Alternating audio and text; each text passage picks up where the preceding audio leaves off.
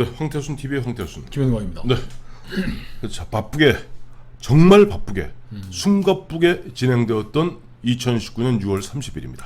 조금 전, 그러니까 지금 현재 시간이 5시 20분이고 조금 전, 그러니까 5시 한 10분 조금 넘어서 트럼프 대통령 드디어 이제 판문점을 떠났습니다.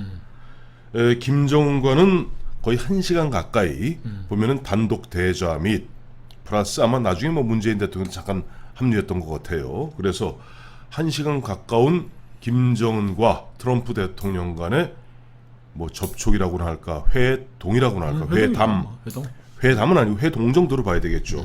있었습니다. 자, 결론은 어떻게 됩니까? 한마디로 오늘 트럼프 대통령 주연의 판문점 쇼, 그다음에 공동 주연 김정은, 그다음에 조연 문재인. 자, 판문점 쇼를 한마디로 결론 내주신다면? 북한 외교의 승리, 네. 개가다 이렇게 봐야 될 것 같아요. 네. 1993년 네. 3월 12일 네. 북한의 NPT 탈퇴로 촉발된 북한 핵 사태가 네. 26년 만에 네. 오늘에 이르러서 큰 대단원의 막을 내렸다. 네. 이제 북한 비핵화는 물 건너갔고 네. 북한은 명실상부한 핵 보유국이 됐다. 뭐 그렇게 정리할 수 있을 것 같아요. 그렇죠. 네. 저희가 늘 걱정했던 것이 뭐냐니까 북한이 집요하게 추진했던 것이 파키스탄 모델 아닙니까? 그렇죠. 파키스탄 모델. 그야말로 한때는 또 미국이 압박을 가하고 그야말로 안 된다 하더라도 끝까지 버팀으로써 처음에 사실상 핵 보유국에서 나중에 명실상부한 핵 보유국이 됩니다. 그렇죠. 네, 파키스탄 모델을 집요하게 추진해왔던 북한 드디어 뭐 오늘로서 보면 2019년 6월 30일로서 이제 보면 북한의 어떤 위치는, 북한의 핵 문제는 이미 짜놓은 치약이다. 다시 집어넣기는 힘들다라고 봐야 될 것 같습니다. 그래. 이 게임이 완전히 변하게 된 거는 이제 시진핑의 북한 방문. 그렇죠. 14년 만에 중국 국가주석이 방문해가지고 이제 책봉을 해준 거죠. 그렇죠. 이제 김일성 왕조의 이제 3대 왕으로 이제 책봉을 해줬고, 그리고 체제 안전 보장, 그리고 뭐 안보 위협에 대해서 우리가 유념하겠다. 그리고 저 경제 문제도 우리가 풀도록 애를 쓰겠다고 해갖고서 이제 김정은에게 이제 모든 저 인도를 다 해준 거죠. 황제가 직접 찾아와가지고서. 그렇죠. 그런 상황에서 김정은이가 트럼프를 만날 이유가 있겠느냐라고 저희는 했는데 온 이유를 오늘 보니까 알겠네요. 알겠어요. 그 하노이 회담에서 네. 탑다운으로 하라 뭐 어쩌고저쩌고 해갖고서 이제 미국이 내놓은 미국은 이제 뭐 단계적 뭐 이런 거 하지 말고 첫 단계 입구에서 핵을 다 포기해라. 핵무기 다 저 배에다 실으면 이제 갖고 오면 그거부터 제거하고 그 다음부터는 뭐 신고한 거에 대해서 검증 단계로 들어가자. 이런 얘기를 했는데 오늘 와가지고 트럼프가 자화자찬하면서 뭐 핵 미사일문은 내가 지난 2년 반 동안 잘 관리를 해가지고 아무 문제가 없고 한데 지금 시진핑이가 경제 봉쇄는 이제 빵꾸를 내버렸고 좀 군사적 제재를 뭐 가하거나 뭐 해야 될 텐데 어떻게 군사적 제재를 가합니까? 자, 오늘 아까 말씀하신 다 잘 됐는데 지금. 자, 오늘 조금 전에 김영광 실장 이야기한 대로 오늘 트럼프 대통령이 끝나고 나서 다시 이제 자유의 집에 들어와서 그 미국 기자들한테 막 일문일답을 하지 않습니까? 결론은 뭐냐 이겁니다. 앞으로 2-3주 내에 스티브 비건을 대표로 하고 폼페이오 장관이 뒤에서 총괄 지휘하는 협상팀, 그리고 북한에도 그와 상응하는 협상팀을 만들어서 협상을 재개하겠다는 거예요. 뭐냐니까 우리가 알았던 2월 27일, 2월 28일 하노이 회담에서 마지막 두 쪽짜리 최후 통첩을 냈던 거 아닙니까? 답안지 써와라. 근데 그 사이에 조금 전에 우리 김 실장 이야기한 대로 두 가지 상황 변화가 있었죠. 기억하시겠습니다만 지난 4월에 김정은과 푸틴이 블라디보스톡에서 만났습니다. 거기서 러시아가 강하게 뒷배를 봐주고 최근 보면은 홍콩 문제 등으로 그 당시 약간 코너에 몰렸던 시진핑이 6월 20일, 6월 21일 평양을 직접 14년 만에 방문해서 사실상 모든 문제를 다 담보해 준 거 아닙니까? 그렇죠. 우리 동맹의 일원이고. 그 순간부터는 완전히 이른바 우리가 게임 체인지라는 표현을 썼습니다만은 게임 체인지 된 거예요. 이제는 시진핑의 트럼프의 말을 갖다 간단하게 얘기하면 자, 지난 하노이 회담에서 마지막 최후 통첩은 온데간데 없고 다시 한번 이야기 시작해 보자. 그리고 우리 시간 그렇게 바쁘지 바쁘지도 않으니까 네가 김정은 네가 담보해 줄 것은 그저 미사일 쏘지 말고 핵실험만 하지 않으면 우리가 그래서 한번 가보자. 그렇죠. 가보자는 거니까 이제 올해 연말이라는 시한도 제거를 했고 다 제거했어요. 자, 북한을 압박해가지고 비핵화를 촉진할 수 있는 그 두 개의 수단은 경제적 유엔 안보리 경제 제재, 미국의 제재. 네. 그건 이제 뭐 사실상 무력화된 거죠. 그렇죠. 중국과 이제 러시아가 뒷구멍을 파주니까.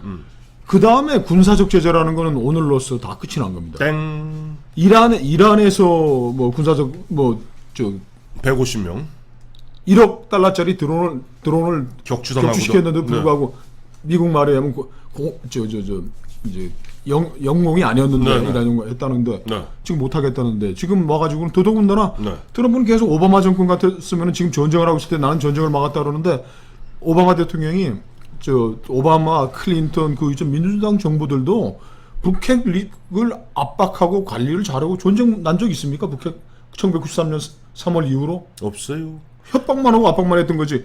트럼프 대통령이 부동산 브로커라 가지고 한국 문제 잘 몰라요.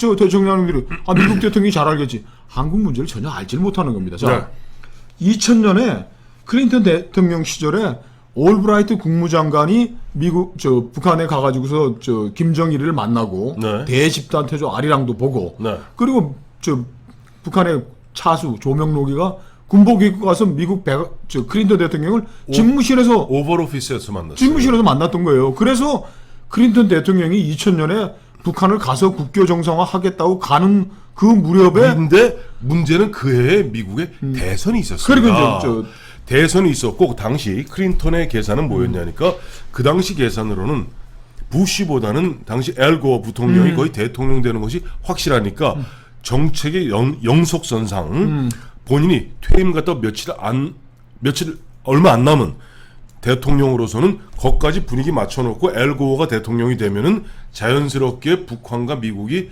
국교 수교로 가기로 돼 있었습니다. 그렇죠. 국교 수교로 가게 돼 있어요. 그때 비하면 뭐 그때 정도로까지 가지는 못한 거 아닙니까? 근데 트럼프는 자꾸 엉뚱한 이야기를 하면서 이번에 와가지고도 오바마 같았으면 민주당 저 새끼들 뭐 하니까 공화당이 나를 찍어달라는 얘기를 수도 없이 했는데 저희가 그래서 앞서 말씀드린 대로 지금 트럼프 대통령은 지금 보면 바이든한테도 약간 밀린다는 거 아닙니까? 그렇죠. 그런 상태에서 철저하게 미국의 유권자를 상대로 이야기하는 것입니다. 조금 전 김영광 실장 이야기한 대로 오바마 대통령은 전략적 인내를 통해서 사실은 조금 무시 전략을 썼죠. 그렇죠. 무시 전략을 썼던 것이고 실제 보면 Fire and Fury라는 말을 갖다 썼던 것은 미안하지만은 트럼프 대통령입니다. 그러니까. 오바마 대통령이 아니에요. 그러니까 전쟁으로 코피 전략이니 화염과 분노니 이런 식으로 긴장을 고조시킴으로써 그야말로 뭔가 문제를 풀겠다는 그런 전략을 택했던 것은 지금 트럼프 대통령 본인인데 이제 와서 2년 반 지나서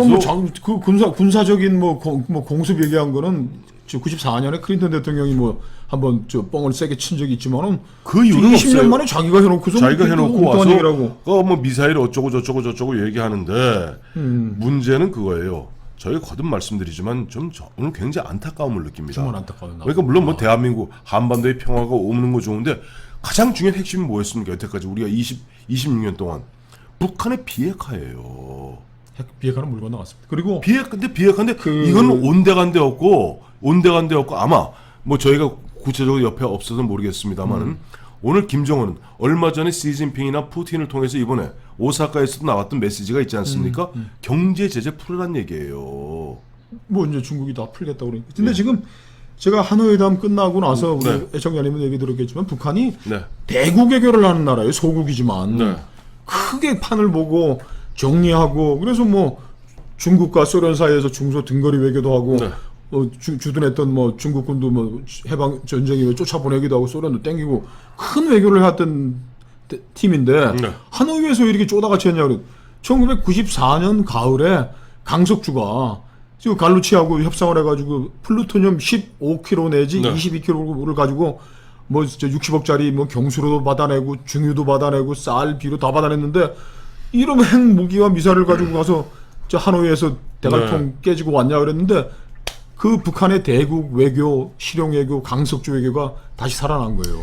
조금 전에 우리 김영광 실장 등거리 외교 이야기하지 않았습니까? 기억하시겠습니다만 1960년대 중국이 이제 핵실험에 성공한 다음에 그 당시 소련하고 맞붙기 시작합니다. 네. 그래서 구공산 계열이 그야말로 소련과 중국이 이게 서로 놨다 놓고 북한한테 야, 너 우리 편 들어, 우리 편 들어 할 때 북한 김일성은 뭐 했습니까?